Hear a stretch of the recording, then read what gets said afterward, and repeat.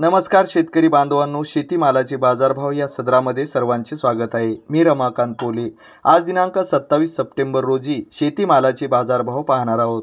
कृषी उत्पन्न बाजार समिती हिंगोली येथे शेतीमालाचे बाजारभाव काय मिळाले आहे तर जाणून घेऊया। सोयाबीन, भुईमूग, तूर, हळद, उडीद, मूग या शेतीमालाला काय बाजारभाव मिळाले आहे तर पाहूया। सुरुवातीला सोयाबीनला जास्तीत जास्त भाव सोयाबीन 4641 तर कमीत कमी भाव 4215 तर सर्वसाधारण सोयाबीनचा भाव 4428 रुपये मिळाला आहे। भुईमूग जास्तीत जास्त भाव 6100 तर कमीत कमी भाव 5500 तर सर्वसाधारण भुईमुगाचे भाव 5800।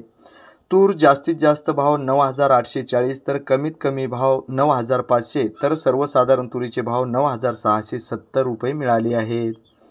हळद जास्तीत जास्त हळदीला भाव 13900 तर कमीत कमी हळदीचा भाव 11800 तर सर्वसाधारण हळदीचे भाव 12850 रुपये मिळाले आहेत।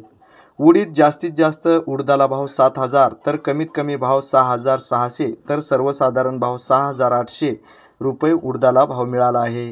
मूग जास्तीत जास्त मुगाला भाव 11205 तर कमीत कमी भाव 10500 तर सर्वसाधारण मुगाचे भाव 10852 रुपये भाव मुगाला मिळाला आहे।